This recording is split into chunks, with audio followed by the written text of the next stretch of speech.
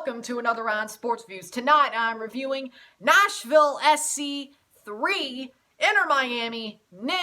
Nashville SC wins the second wild card game of the night to move on to the Eastern Conference quarterfinals versus Toronto FC on Tuesday, November 24th at 5:30 p.m. Central and 6:30 p.m. Eastern at Rentschler Field at Hartford, Connecticut. In Hartford, Connecticut. The other wild card game was won by New England over Montreal 2-1. I did a live stream for that. But tonight, Nashville wins. In the 14th minute, Randall Leal with an amazing goal, a golazo from 25 yards out, goes near post, an amazing shot by Randall Leal. What an amazing shot. Like, nobody closed down on him. 25 yards out, just a banger. A banger for Nashville to go up 1-0 early. Then in the 24th minute, Hani Mukhtar has the ball at his feet. He gets to it first, taps it away. Goalkeeper tackles him, gets to his foot. He goes down like he was hit by a Mack truck. I heard that. That sounded about right. And he gets a penalty. And in the 24th minute, he goes straight down the middle, scores 2-0 Nashville. Then in the 57th minute, after halftime, Dax McCarty takes a 40-yard run down the pitch. Nobody tries to stop him. Gets to the top of the box, takes a shot, far post, puts it in to make it 3-0. That's the way it would end. Inter Miami basically plays a walkover.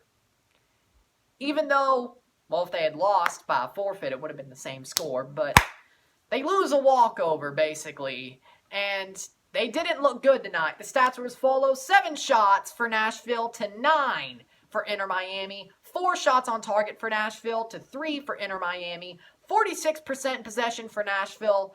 54% for Inter Miami. 366 passes for Nashville. 420, nice, for Inter Miami. 77% pass accuracy for both teams, actually. 22 fouls for Nashville. 13 fouls for Inter Miami.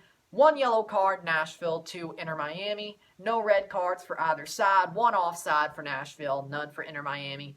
2 corners, Nashville, 4 for Inter Miami. So if you look at the stats, you'd be like, oh, Miami played well. That was mostly really playing well was like the last 15 minutes of the first half and like until the 55th minute in the second half. So like 25 minutes, you can't play a 25-minute game and win. And most of that possession came from them holding it in their defensive third, their defensive zone. While Nashville was just like, hey, we're up 3-0.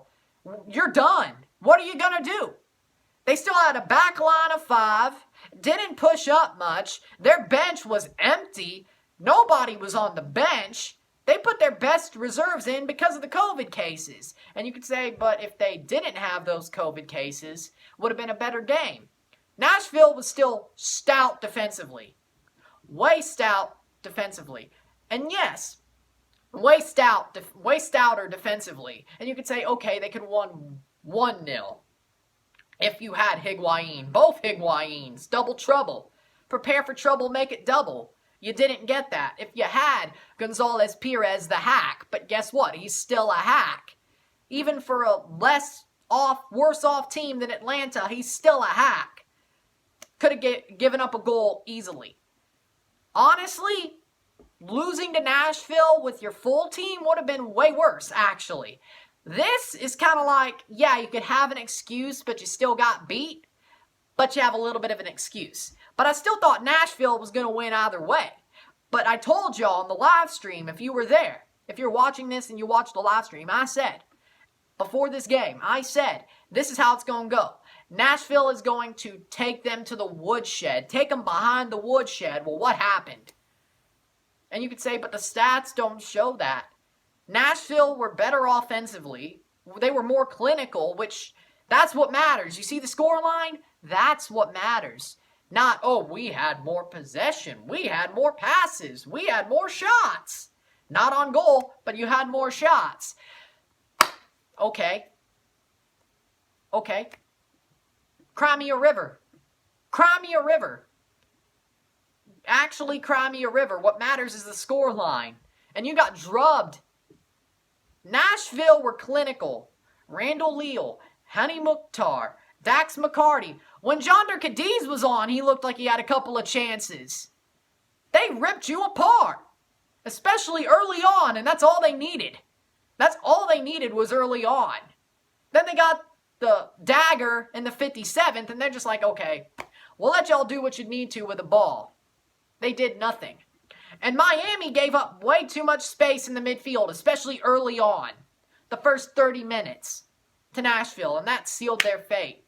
They gave up way too much space in the midfield. When you're in the midfield, you have to press. You don't let them play to you, you play to them. And you let them play to you. They're like, oh, they're a defensive team. They have 90s English football style play. They're not going to do nothing. What did they do? You underestimated them. You let Gary Smith be like, oh, you're just expecting defensive. We're going to take your pressure and then maybe hit on the counter. It's like, oh, you're just going to give us all that space in the midfield? All right. There you go. Banger. Good run to cause a penalty. Scores. That's it. Then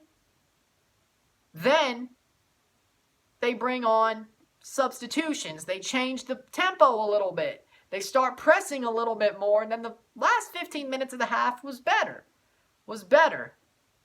But Diego Alonso, after they came out of the locker room, he's like, okay, drop back to back five again. And that's what caused the problem. Then they started going forward after that Dax McCarty goal, but they just couldn't find anything. Most of the possession was in their back third, their defensive third. With that back five, the wing backs did not blast up the pitch. They stayed back. So what was the plan? Because that was not good at all. That plan was horrible. Giving way too much space in the midfield. Back five, joke. And the forwards didn't get no support. Nothing. Nothing got to them. Nothing. And the subs were trash. And honestly, Miami fans, I don't blame you for calling for Diego Alonso's head. At all. At all. At all. This is a Champions League winning coach. Remember, he won the last CONCACAF Champions League. And he's still the last CONCACAF Champions League winning manager because they have not restarted yet. That's after the playoffs are over. And you do that? You've had more experience. That should not have been your plan. You've played against Mexican teams who are better than that. And that, even with the COVID and the injuries, that should not have been the plan. But hey, that's a fail. That's a giant F. Well, I can't do an F with my fingers, but F. Giant F. Horrible. And Nashville played on to that. Gary Smith had his players push up the pitch. Do something they never really do. And that's what's scaring Toronto fans now, because Nashville has to play Toronto, and people are like, oh, they could do that? They could do that? I don't think we're going to give them that much space in the midfield. We'll have all our players back. I think it's a little bit too much to be scared about, but trust me, I'm not scared. Trust me, I'm not scared. If I'm not scared, you shouldn't be. I'm the freaking reactive one, especially this year. I don't know what happened. Maybe it's because we're in a pandemic. I don't know. Whatever. I'm the reactive one. Whatever. But if I'm not worried, you shouldn't be. It'll be a lot more like what they normally do defensively, and I think we'll be able to break that down. But they did not play into your hand, Miami. They were like, okay, you're going to give us that, we're going to take it. And they took it. And they won. Fair and square. Fittingly. They deserve to win. I told y'all. What was going to happen. And it happened. Stop questioning me. All right? When I say something's going to happen, it's probably going to happen. Probably going to happen. You could take it to the bank. Hell, I should start betting. Well, if I win the bracket challenge, you know. We'll see. Stonks, I'm telling you. Do I really? Yeah, just stonks. Yeah, easily. But let's get to the point. So with that said, the if I were yous, because this is the playoffs, so this is of course the time for the if I were you segment. Miami, if I were you. Technically, Toronto FC, well, not technically, they did. They lost their first playoff game 3-0 in a horrible, horrible, horrible performance against a rival, no less. This isn't no rival. We lost 3-0 to a rival in 2015, and now, look at us. Almost won a Champions League, won an MLS Cup, almost won 2 more, could win another. Multiple-time Canadian champions, one of the best teams in the league and CONCACAF. No, the best team in MLS, and probably the best team in CONCACAF, if not one of. All I'm saying is, when Miami make the right decisions for their personnel in this offseason, y'all are going to be a force to be reckoned with. Higuain comes back for a full season. I think it'll be better. Blaise Matuidi probably will be better in a full season. Things will get better. Things will get better. I know how you feel because I felt the same way. Except Toronto had to wait years for that playoff match. I had to wait years for that. The best thing they had was a decision day loss that knocked them out of the playoffs and a Champions League semifinal. I had to wait for that. And then we got embarrassed in a playoff game. Y'all made it as an expansion team. Good on you, but I'm telling you, things will get better. Things will get better, Miami. You just have to wait. There's always next year. I hate to use the cliche, but there's always next year. There is always next year. I'm not saying you'll be great, but you'll be better. And that's all that matters. Progress, that's all that matters. Nashville, if I were you, be happy. Be happy. This is a big win. This is a big win. Y'all did what you were supposed to do. What people didn't think you could do, even with the COVID diagnosis. The COVID tests, positives. You did what you were not expected to do. Because I think most people went with like, oh, Miami's Miami. Beckham owns them. It's always been that way.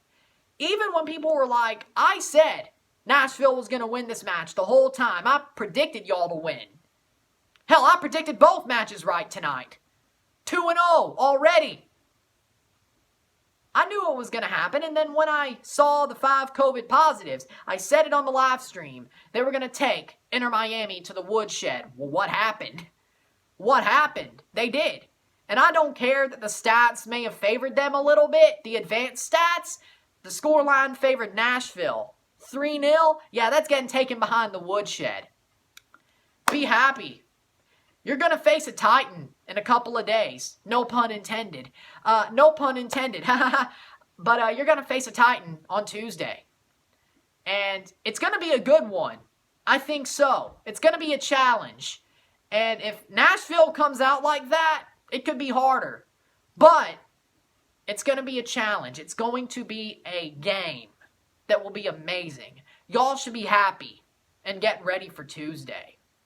That's what I would feel like if I were you. So with that said, if you like this video, like it, share, subscribe. You know what it is. Tell all your friends. Tomorrow, I have a New York City FC, well, Orlando City versus New York City FC live stream with Daniel on it as a co-host. If you've been in the comments of my live streams or Sons of a Pitch live stream watch-alongs, you know who that is. And he will be on my live stream as a New York City FC fan. Daniel is a New York City FC fan. He will be on there co-hosting.